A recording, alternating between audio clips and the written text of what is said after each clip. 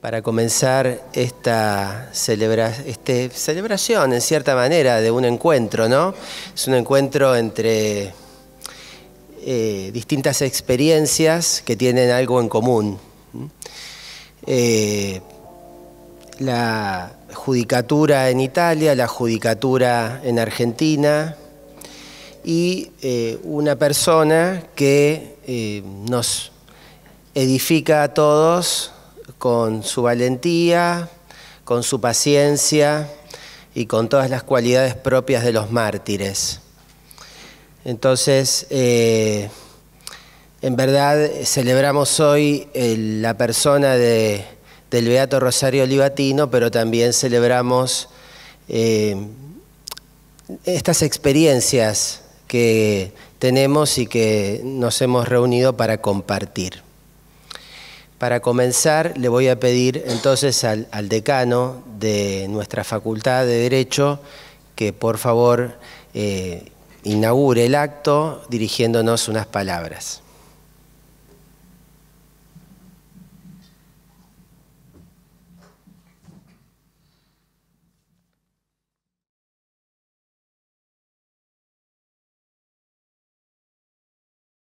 Muy buenas tardes.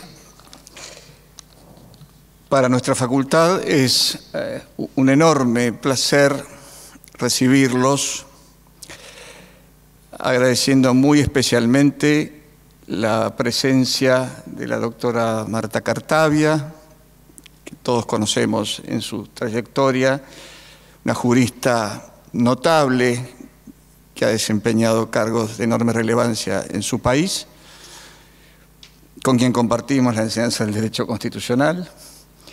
Agradecer al licenciado Pablo Blanco, nuestro director de Pastoral Universitaria, al doctor Félix Lamas, a quien tenemos como uno de nuestros profesores más distinguidos, y muy especialmente a Carolina, que se ocupa de moderar con el doctor Maino este momento. Agradecer la presencia del señor embajador de Italia en la Argentina, que ha tenido la gentileza de acompañarnos, a todos nuestros profesores, a los miembros de la comunidad que nos acompañan, y decirles que en este momento recuerdo, y por eso voy a leer algo muy breve, las reflexiones de dos pontífices, de Francisco y San Juan Pablo II, en torno al Beato Rosario Livatino. Esto lo leí en 2021 cuando, con ocasión de su beatificación, el 9 de mayo, realizamos una jornada ítalo-argentina con un centro de estudios, Rosario Livatino, que existe en Italia, y con ocasión de que fueran recibidos por el Papa, ellos en ese momento. La figura del juez mártir, del Beato Livatino, nos impresionó mucho, y cuando se propuso con gran generosidad realizar esta muestra que ustedes han podido contemplar, y luego este conversatorio, pensé en que más que algunas palabras propias debía recordar estos textos muy breves que compartimos también en aquel momento. El 22 de diciembre de 2020, el Papa Francisco autorizó la promulgación del decreto para la beatificación de Rosario Angelo Livatino, primer magistrado, sus palabras, mártir de la justicia e indirectamente de la fe, como lo llamase San Juan Pablo II el 9 de mayo de 1993. El 9 de mayo de 2021 tuvo lugar la ceremonia en la Catedral de Agrigento, y así recoge la Crónica Vaticana este trascendente momento. La plata cincelada del relicario, con la camisa de cuadros azules manchada de sangre, ha brillado esta mañana bajo las bóvedas barrocas y doradas de la Catedral de Agrigento, donde toda Sicilia ha celebrado la beatificación de uno de sus testimonios de fe más luminosos. Rosario Livatino, el joven juez asesinado por la mafia a los 38 años, al que la Iglesia ha proclamado hoy beato y conmemorará cada 29 de octubre, lo celebramos ayer.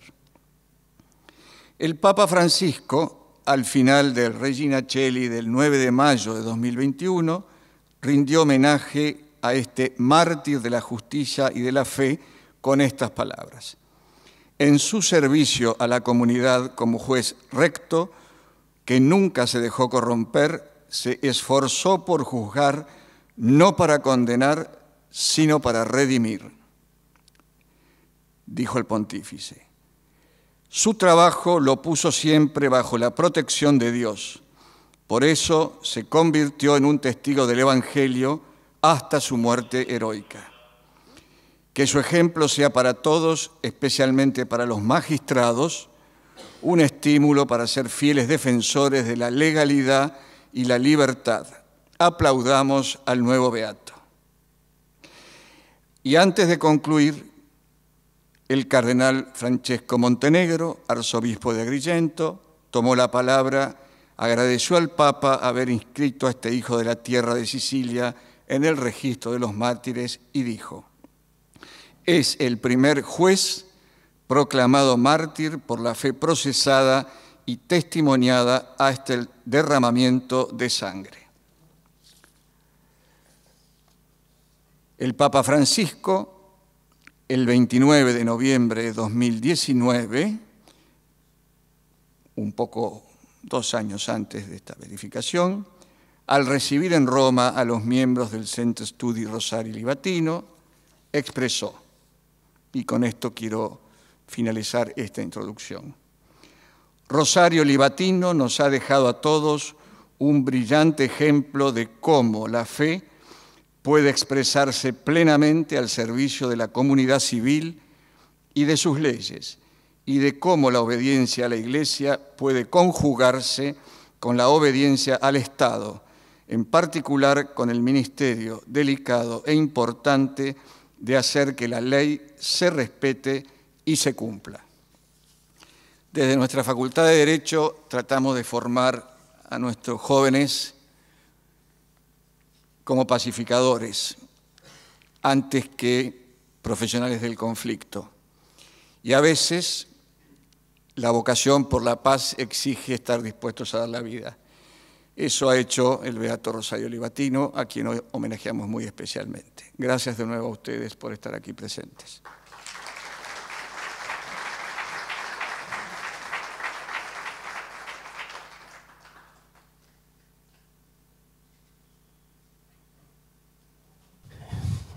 Bueno, cuando comenzamos a pensar en este encuentro,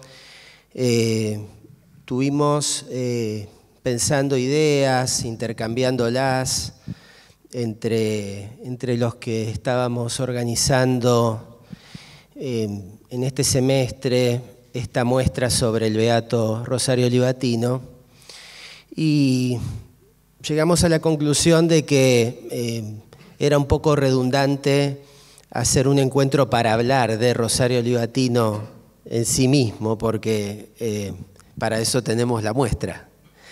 Y digamos, todo lo que hemos trabajado en la facultad todo este semestre implica el conocimiento de la vida y del martirio de este juez.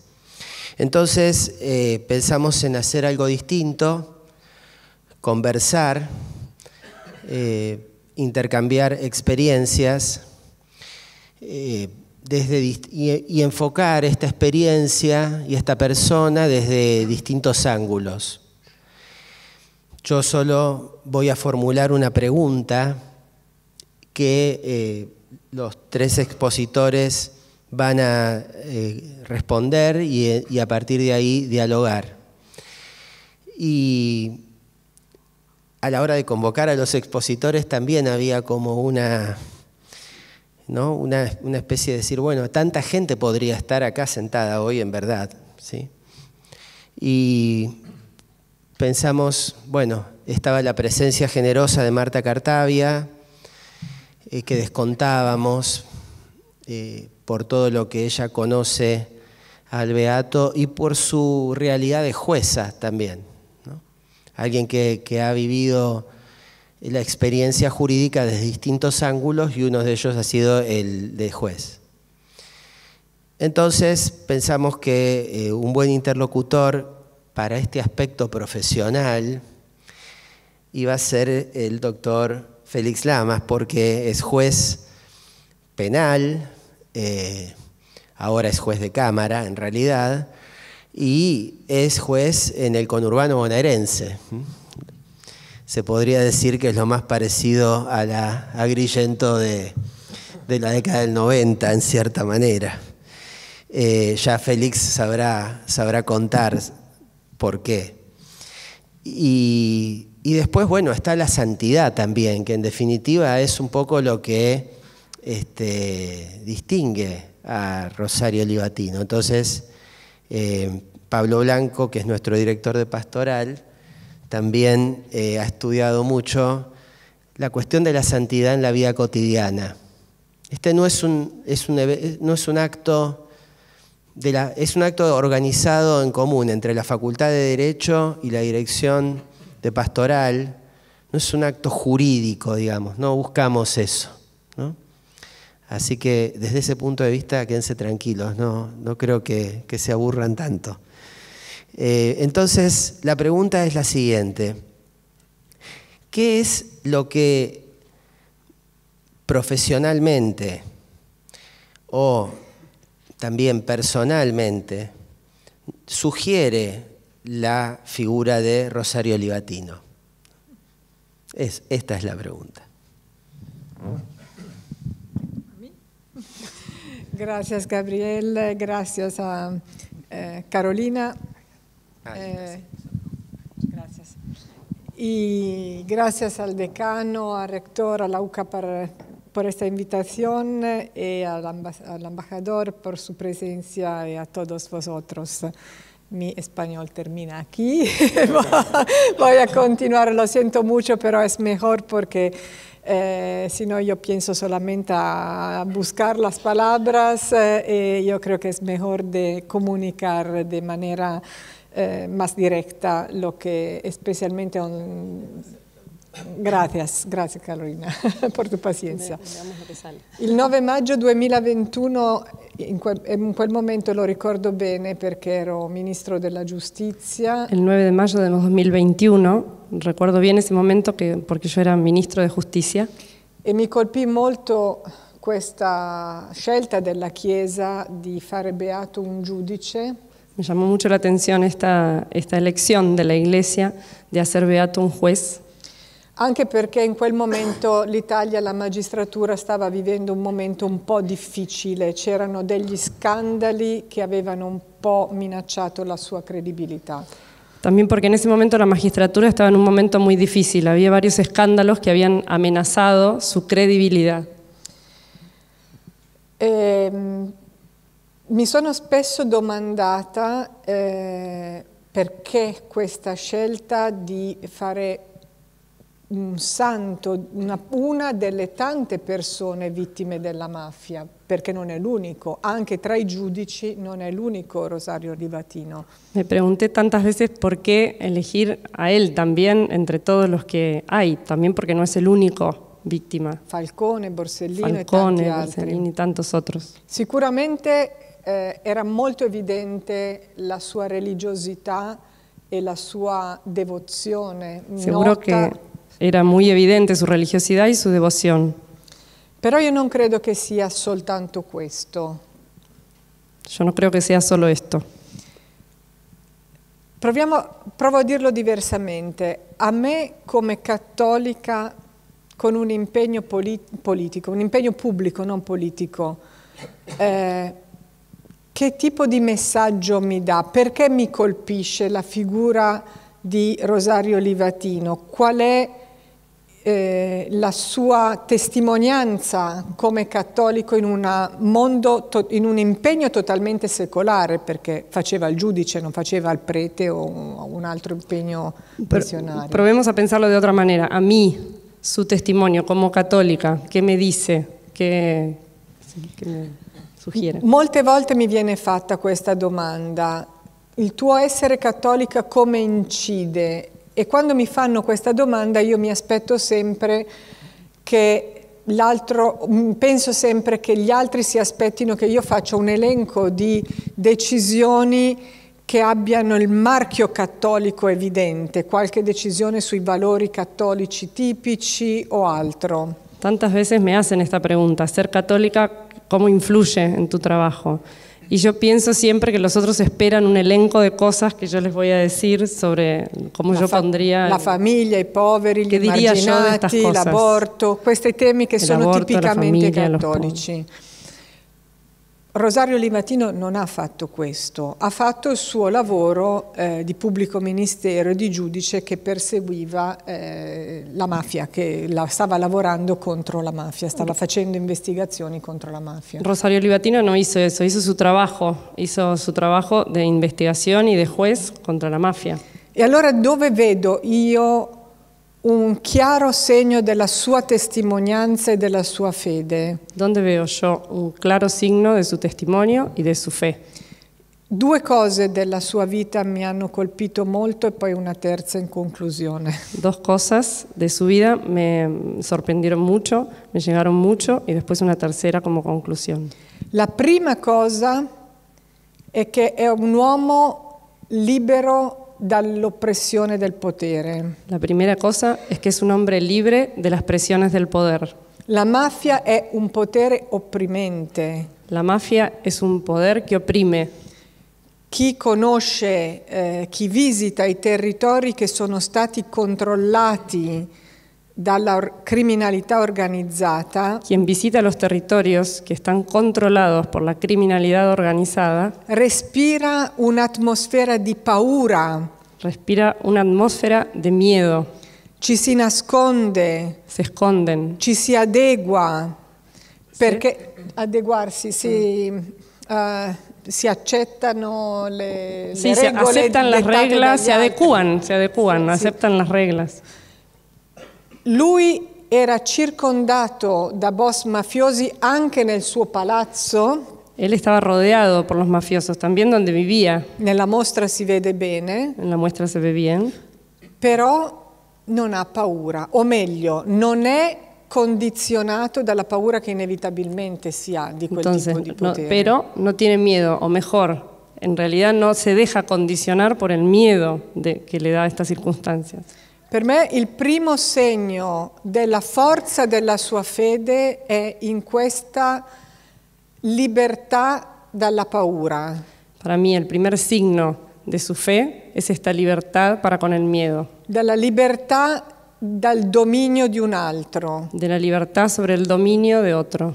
C'è un grande santo che a me è molto caro perché è Sant'Ambrogio, da dove vengo io, che dice: quanti padroni hanno coloro che non accettano la dipendenza da Dio, l'unico Signore, che non accettano l'unico Signore. Sant'Ambrosio, que es un santo muy querido porque es de su ciudad, dice: ¿cuántos patrones, cuántos jefes tienen quien no acepta la dependencia de Dios? Questa frase di Sant'Ambrogio per me significa la fede come prima espressione è che ti rende libero dal dominio degli altri uomini. Esta frase de San Ambrosio, la primera cosa que significa es que la fe te vuelve libre de las opresiones.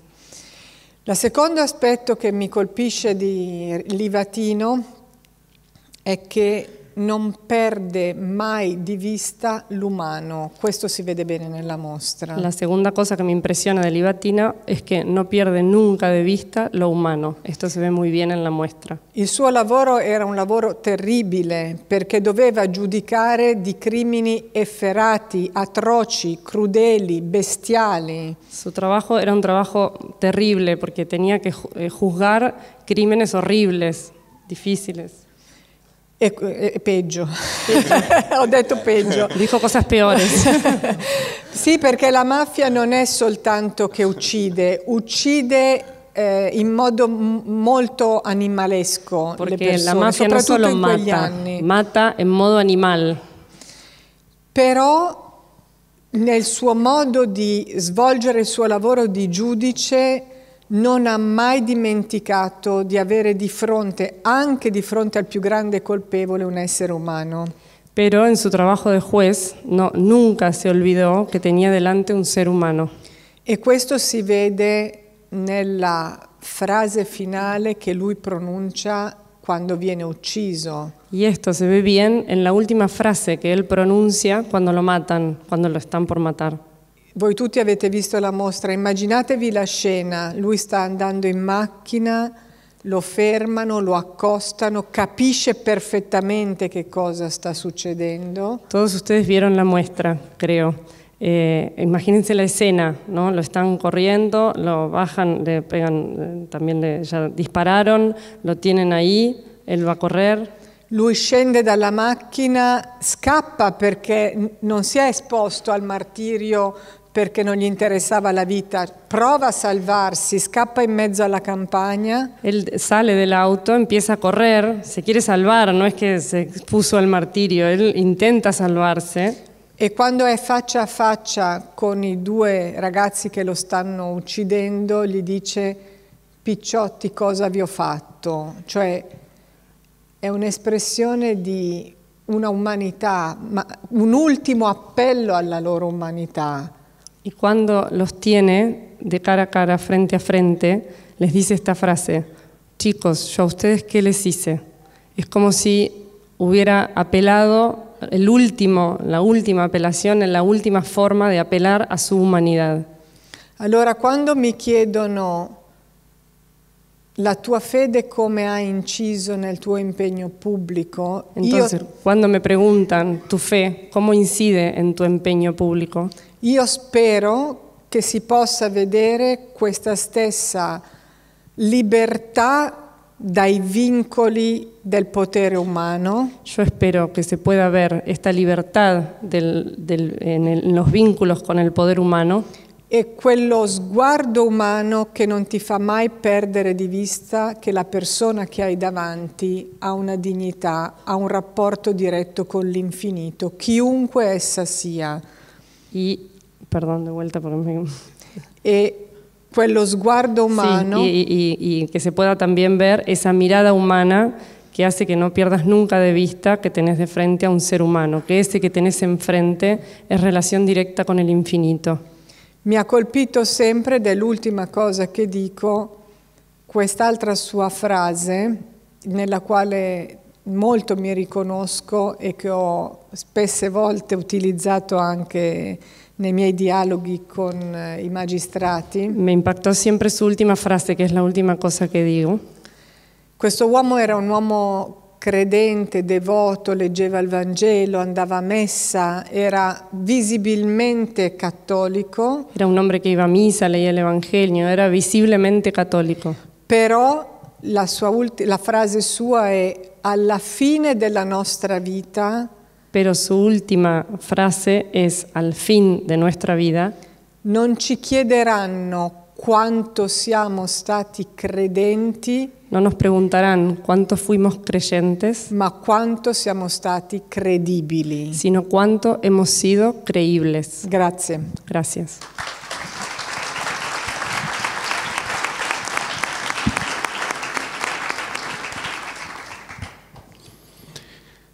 Buenas tardes, muchas gracias. La doctora dijo todo lo que quería decir, pero con palabras más bellas, así que suscribo el voto preopinante. Cuando me convocaron, no le veía muchísimo sentido a esto. De hecho, no sabía, como la doctora, yo no sabía quién era Rosario Livatino.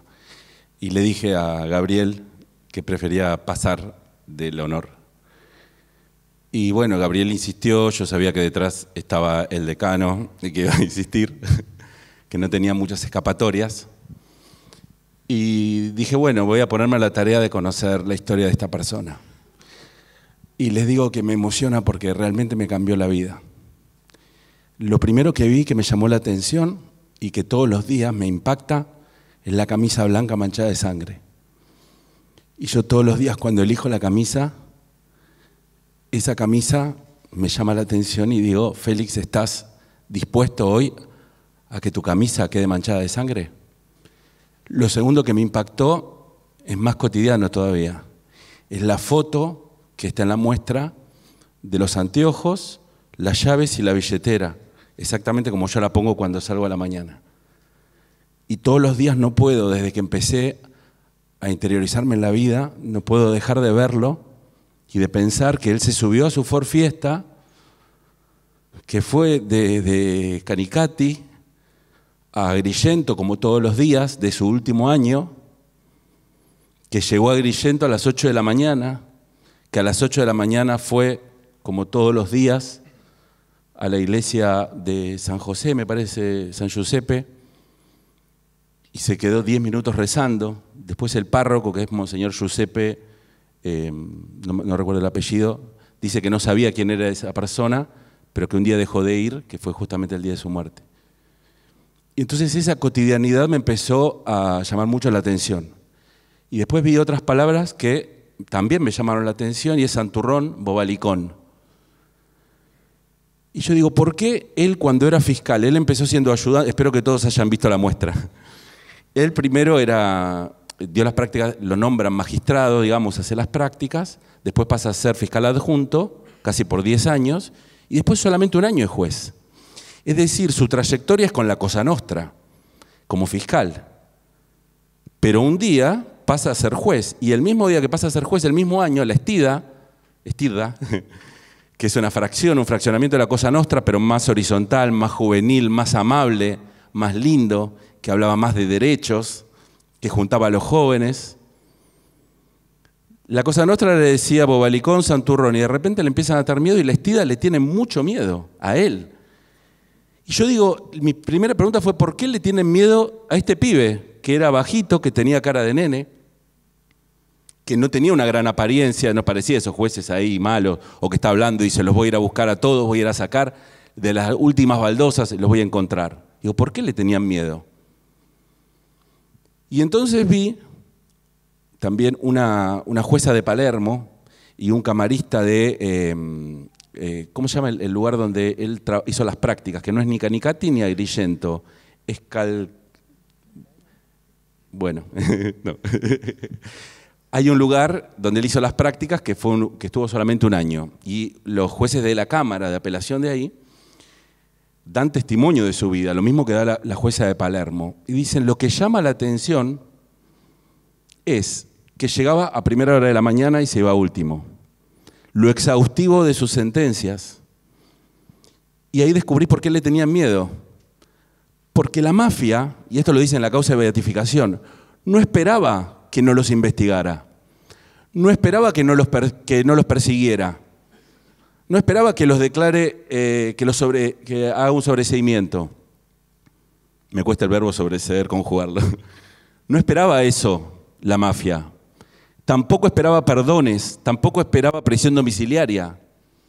La mafia es como nos pasa a nosotros en la matanza. El que cae dice perdí. Y perdió. Y perdió el tiempo que tenga que perder, y generalmente van perdiendo los perejiles. ¿Pero por qué le tenían miedo? Porque fue antisistema, porque no fue displicente, dice la causa de beatificación. La mafia quería que fuese un poco más displicente. No quería que no los investigue, quería que fuese un poco más displicente. Quería que fuese un poco más tranquilo, que no se lo tome tan a pecho. La jueza de Palermo dice, no querían a un nuevo Daniel. Y yo digo, ¿por qué el modelo de juez que Dios nos está poniendo enfrente, y a mí me lo puso acá, es un juez tan joven? Y ahí veo a Daniel, el juez bíblico, que lo menciona la jueza de Palermo, dice, porque es un pibe y tiene esta ingenuidad y esta especie de inocencia espiritual de decir, yo voy con todo, yo voy por todo, hago mi trabajo. Y después veo en las pocas sentencias que pude ver, Después le voy a pedir a ver si puedo conseguir más. Las pocas sentencias que pude ver, y además las declaraciones, él cuando lo hace en juez, que es el último año de su carrera, le preguntan, bueno, ¿cómo va a ser este nuevo trabajo? Y a él que no le gustaban las entrevistas, que no daba ni una nada, dice, yo voy a seguir buscando la verdad como siempre. Y la jueza que analiza las sentencias de Palermo, que no recuerdo el nombre, dice, él no buscaba la teoría del caso, la zaraza. No buscaba, uy, bueno, veremos, la argumentación, que se adecúe. No. Él buscaba la verdad. En este caso es la verdad probable, eikos para Aristóteles.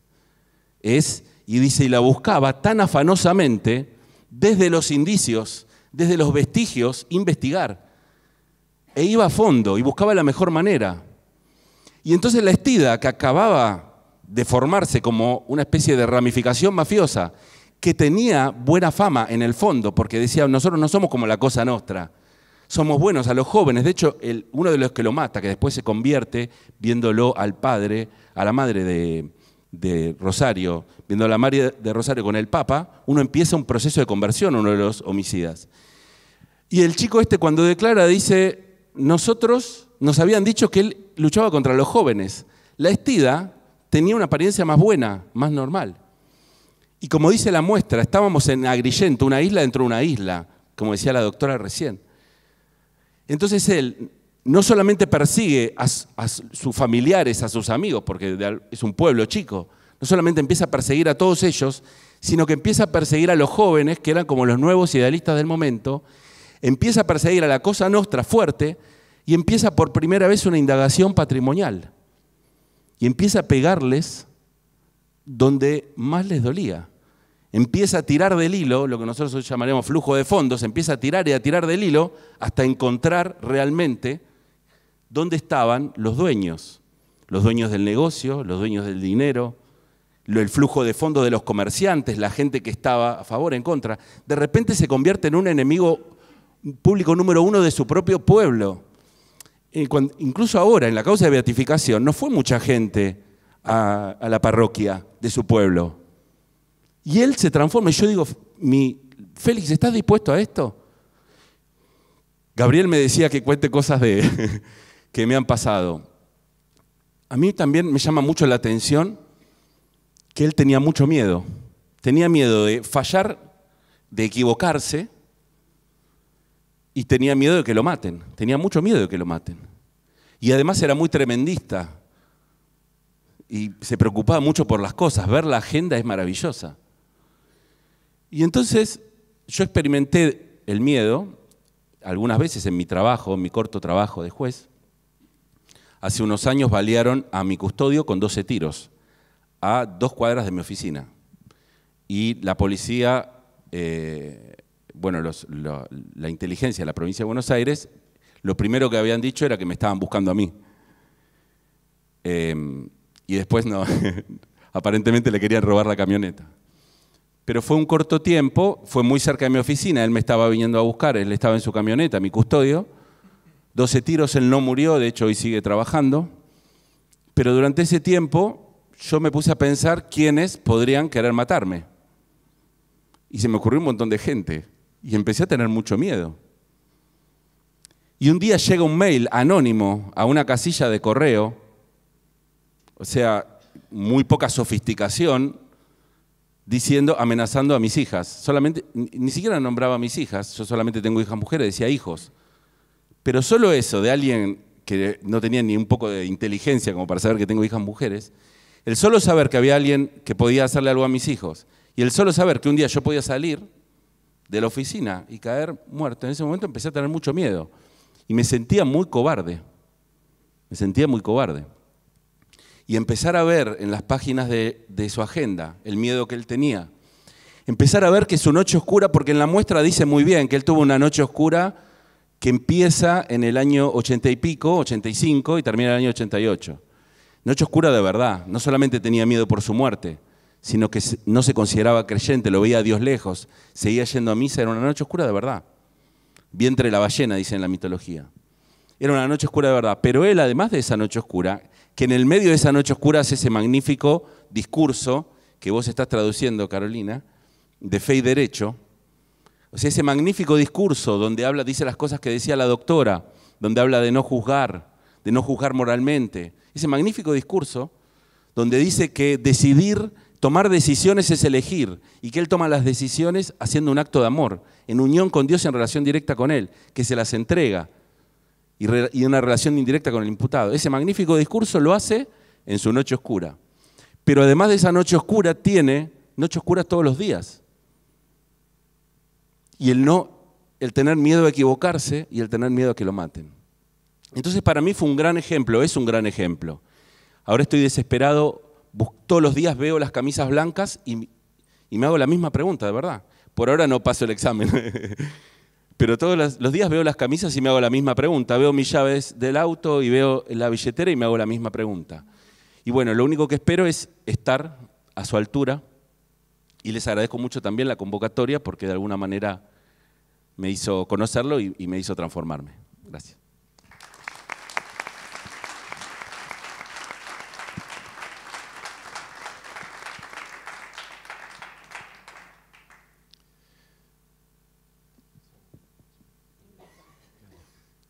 Bueno, buenas tardes. ¿Se escucha bien? Sí. Mi nombre es Pablo Blanco, como me presentaron, director del Instituto de Espiritualidad y Acción Pastoral de esta universidad. También soy politólogo y también tuve un paso por la justicia. Trabajé en el Consejo de la Magistratura de la Ciudad de Buenos Aires y en el Ministerio Público Ministerio Público de la Defensa también de la Ciudad de Buenos Aires. Y digo estos datos simplemente para decir que como hombre de la ciencia política y como una persona interesada en conocer y saber cada vez más del magisterio de nuestra Iglesia, el campo del derecho no me resulta un campo ajeno ni extraño para nada, ¿no?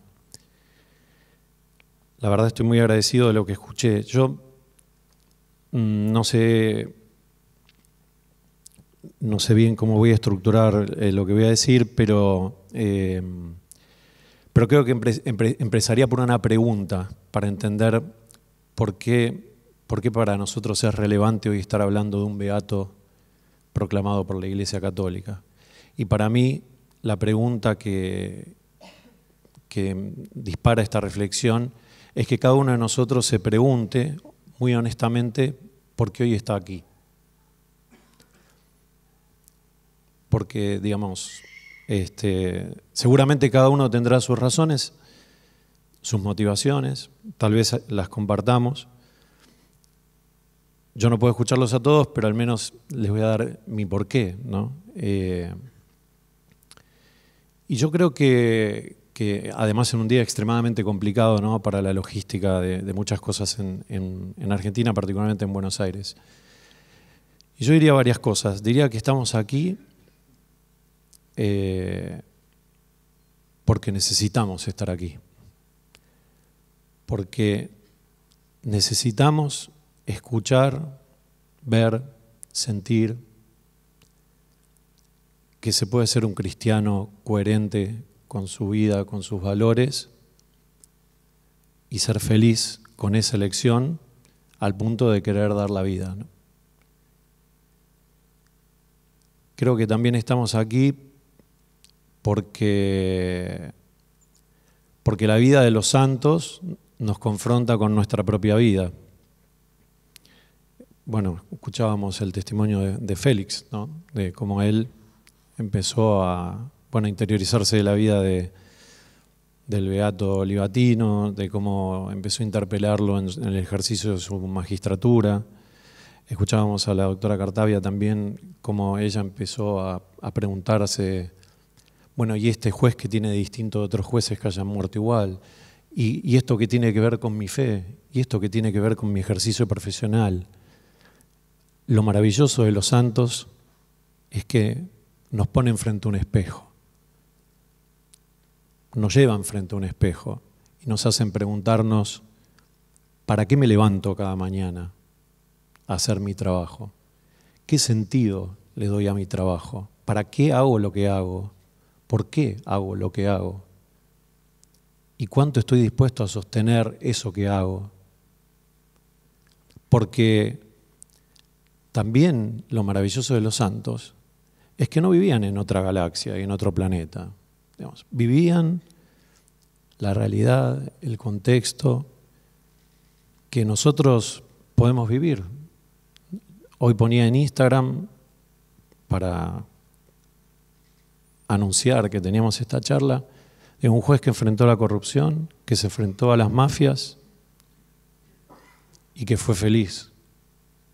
¿No? Porque eso es lo más importante, ¿no? O sea, que no es que sufrió, dijo, y bueno, me tocó esto, ¿qué voy a hacer? No, fue feliz, ¿no? Y amaba la vida, como ustedes bien lo decían, ¿no? Hasta el último momento demostró su amor por la vida, ¿no? Y esa es la otra también que me parece muy linda y que lo vemos también en todos los mártires, particularmente de la Iglesia, ¿no? Que el mártir no es el que desprecia la vida, ¿no? El que elige morir porque, bueno, más vale que me vaya pronto, ¿no? Sino es al revés. Es el que ama profundamente la vida como un don de Dios y por eso está dispuesto a ofrecerla libremente. Porque, como supo decir un mártir de la Iglesia, y bueno, el mismo Jesús lo dice en el Evangelio, ¿no? Dice, cuando tiene el diálogo con Pilatos, dice, yo doy la vida libremente. Vos no tendrías poder sobre mí si mi Padre que está en lo alto no te hubiera dado poder para juzgarme. Yo me someto a tu jurisdicción, acepto tu veredicto y doy libremente mi vida. Y los mártires son ese ejemplo de libertad, ¿no? De libertad de conciencia, como decía la doctora Cartavia, que nos dice también Gaudium et Spes, ¿no? La conciencia es el sagrario del hombre, ¿no? Donde nadie puede entrar, donde el hombre está en la intimidad con Dios.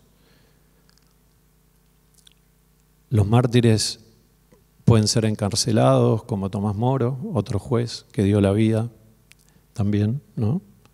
Hasta el martirio. Pueden ser perseguidos, pueden ser hostigados, pero en su conciencia conservan esa libertad que Dios le da. Cuando en el 2018 el Papa Francisco publica Gaudete et Exsultate, que es este documento sobre la santidad, que significa alégrate y regocíjate, ¿no? Es el título, alégrate y regocíjate.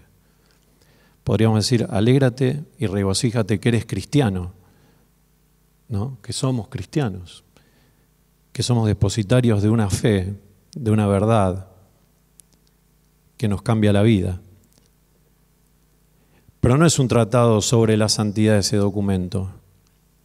Como lo dice el propio Papa Francisco, es un documento que lo que busca decirle al hombre de hoy es que la santidad no es simplemente un recuerdo de los santos y mártires del pasado, sino un programa para el hombre y la mujer de hoy.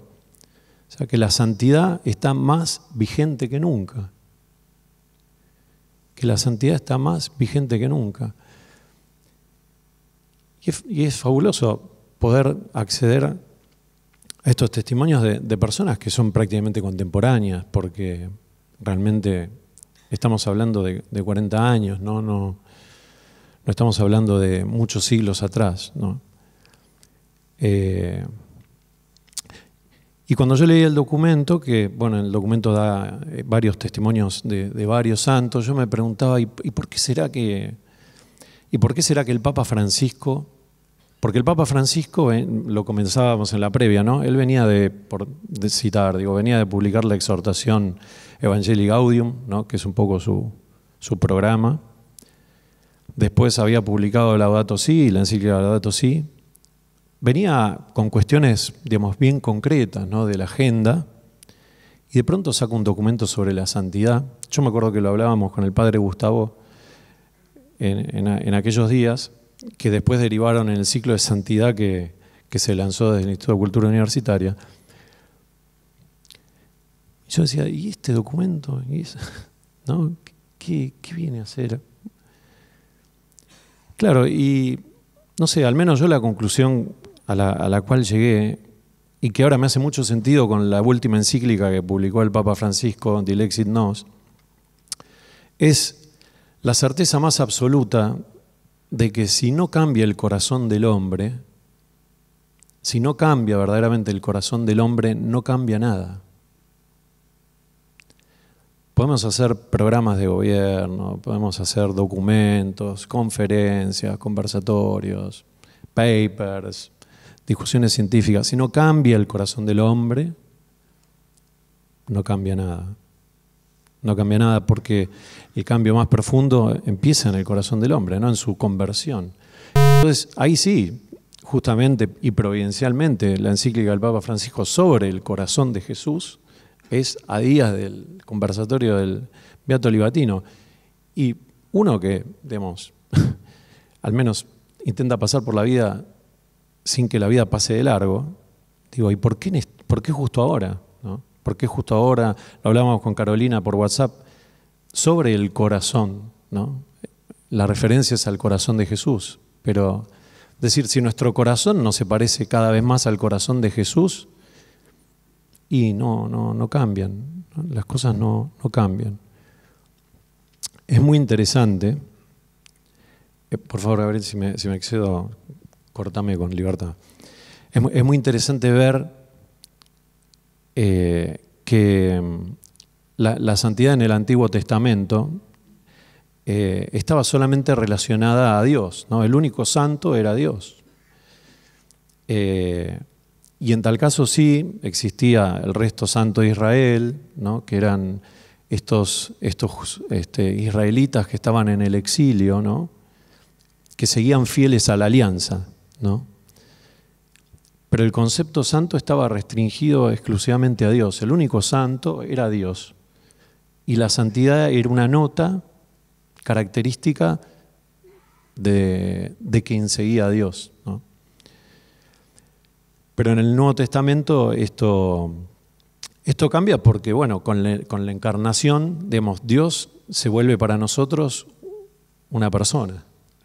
Digo, sin duda, el misterio de la Trinidad, las tres personas, ¿no? Pero digo, una de las personas de la Trinidad se hace prójimo de nosotros, ¿no? Se hace hermano nuestro, se hace hombre como nosotros.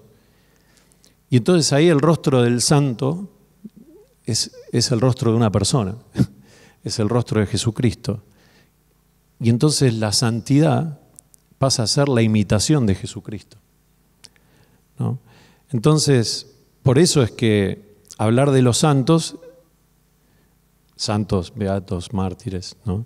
Siervos de Dios, es hablar de las personas que llevan su vida al máximo nivel de imitación de Cristo, ¿no? Que son capaces de parecerse más que nosotros a Cristo, ¿no? Y parafraseando el documento del Papa Francisco, que su corazón se parece más a Cristo, ¿no? Y con eso, con las notas características, ¿no?, del corazón de Cristo. La primera, la misericordia, la compasión, ¿no? Porque en esa frase que le dice Rosario Livatino al final a sus asesinos, ¿no? ¿Qué les he hecho? En el fondo es compasión.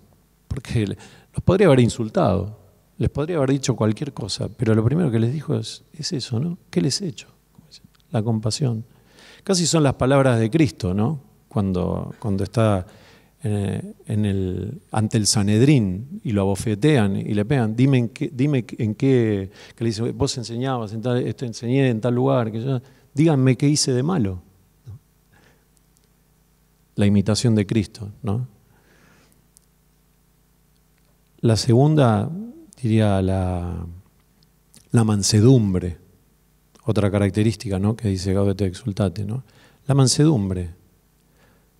Porque en la descripción de Livatino como juez, tomándole una testimonial a un capo de la mafia o a alguien de la mafia, le dice, hábleme con respeto que yo soy el juez, ¿no? Se lo dijo bien, diríamos, ¿no? se lo dijo bien, pero se lo dijo con mansedumbre, ¿no? También como hablaba Cristo. Después la alegría también, ¿no? O sea, los santos son personas alegres, ¿no? O como diría el Papa Francisco, no son cristianos con cara de vinagre, como le gusta decir siempre con sus frases porteñas. Y así podríamos decir tantas cosas, ¿no? Yo no me quisiera extender. Solo concluiría con esto que me venía cuando le escuchaba a la doctora Cartavia, ¿no? Que ella hablaba que Rosario Livatino, ¿no? Él actuaba con libertad del poder, ¿no?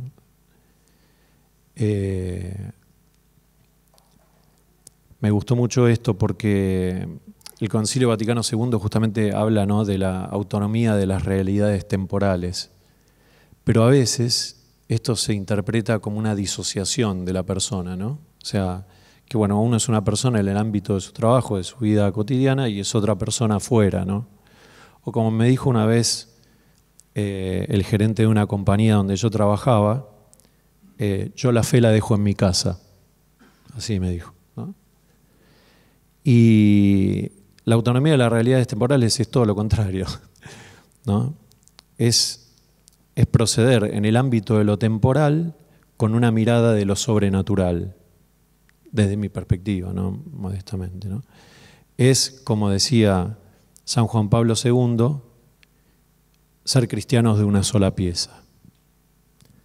Dejo por acá.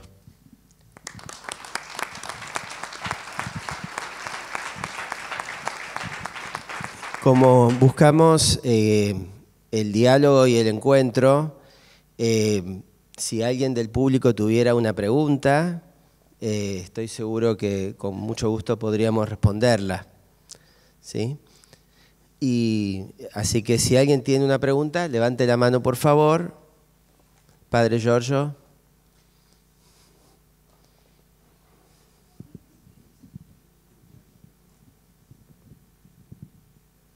Sí, si vuoi.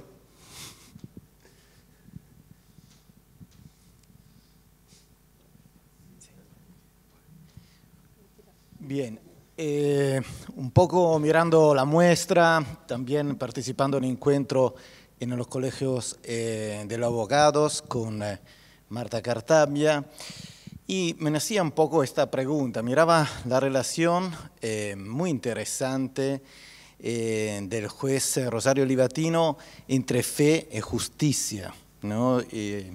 También me parece en la muestra se dice a un cierto momento un oficial de la policía exulta porque muere un mafioso y él dice hay que llevar respeto a la muerte, y lo ve hasta esto con una mirada de fe, ¿no? Y bueno, Marta, escuchamos todo el discurso de la justicia reparativa, restaurativa, nos enseñaste. El tema interesante es un hombre libatino de fe, de la iglesia, pero también es un magistrado, un oficial del Estado, ¿no? Yo me preguntaba cuál era la relación entre su fe y la concepción que tenía del Estado, ¿no? En la charla con Marta ella decía que el Estado tiene que mirar lo positivo que hay en la sociedad, ¿no?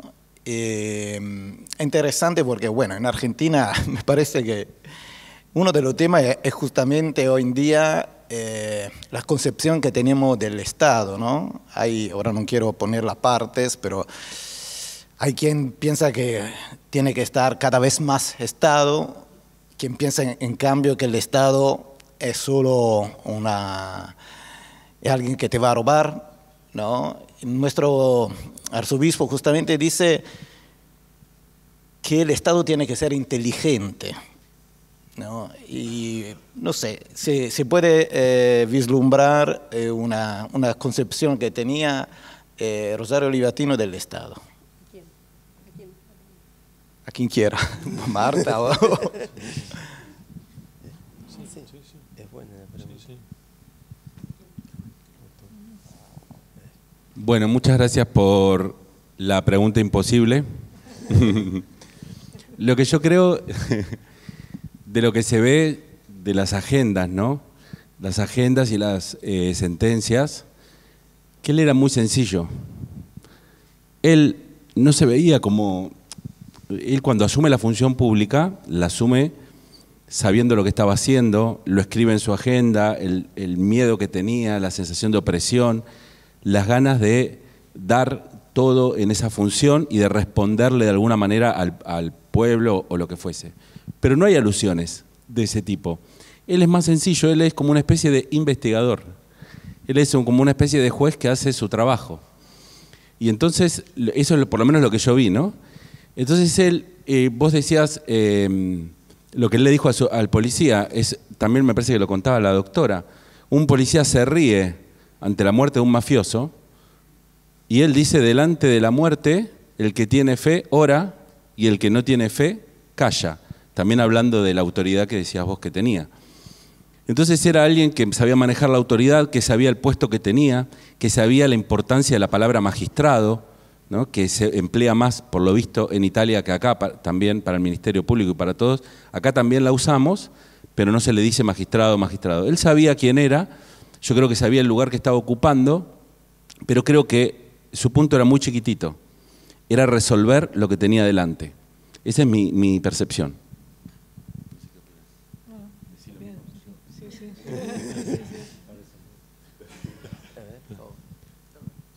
Marta, ¿sí? Sì, solo una frase. A me pare Me parece che lui aveva un grande senso della sua responsabilità e del un gran dovere, sentido de responsabilidad e del dovere come, y del deber